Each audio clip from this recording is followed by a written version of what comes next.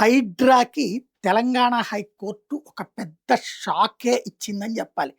ఏదైతే హైడ్రా అంతా నా ఇష్టం, లేదా మేం చెప్పేదే చట్టం, మేం చెప్పేదే అగ్రిమెంటు, మేం చెప్పేదే కదా అంటూ చివరికి ఆర్మీ వాళ్ళు ఏమన్నా ఆస్తులు లాక్కునేవాళ్ళ, భూ కబ్జాలు చేసేవాళ్ళ, భారత సైన్యానికి సంబంధించినటువంటి భూముల్లో కూడా ఏలు పెట్టేసింది హైడ్రా. ఇప్పుడు రిజిస్ట్రేషన్ శాఖ ఉంది, రెవెన్యూ శాఖ ఉంది.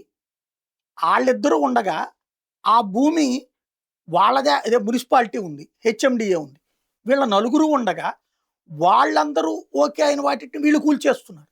మధ్య తరగతిని రోడ్లను పడేస్తున్నారు. ఎగువ మధ్య తరగతిని నాశనం చేశారు, పేదల్ని నాశనం చేశారు.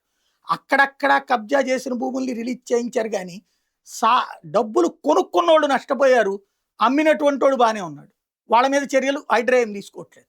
ఇదే కాకుండా లిటిగేషన్స్ పెరుగుతోంది. మొన్ననే హైకోర్టు 3 సార్లు వార్నింగ్ ఇచ్చింది.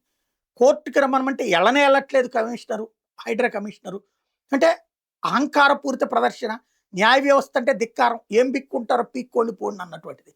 ఏకంగా ఆర్మీ భూముల్లోకే మొన్న ప్రవేశించేటటువంటి ప్రయత్న నేపథ్యంలో వాళ్ళు ఆర్మీ వాళ్ళకి నోటీసులు ఇస్తున్న నేపథ్యంలో ఆర్మీ వాళ్ళు హైకోర్టుకి వెళ్తే ఏంటొచ్చి సమాధానం చెప్పండి అంటే పట్టించుకోకపోయేటప్పటికీ ఘాటైన వ్యాఖ్యలు రకంగా భారతదేశ చరిత్రలోనే సంచలనాత్మకమైనటువంటి ఆదేశాలు ఇచ్చింది. ఇప్పుడు తెలంగాణ హైకోర్టు హైడ్రా అధికారులు ఆర్మీ భూమిలోకి ప్రవేశిస్తే సంఖ్యలేమని చెప్పింది. హైడ్రా కానీ పోలీసులు కానీ ఎవరొచ్చినా మీరు ఆధీనంలోకి తీసుకోమని చెప్పింది. సికింద్రాబాద్ కంటోన్మెంట్ పరిధిలో లోతుకుంట్ల ఆర్మీ భూముల్లో జోక్యం చేసుకుంటే ఆ భూముల జోలికి వస్తే మాకు తెలియజేయండి అని చెప్పి ఆర్మీకి చెప్పింది. అంటే పోలీసుల్ని కానీ హైడ్రా వాళ్ళని కానీ మీరే నిర్బంధించండి అని చెప్పడేసింది. 10 మంది ఆర్మీ వాళ్ళని అక్కడ పెట్టండి అని చెప్పింది.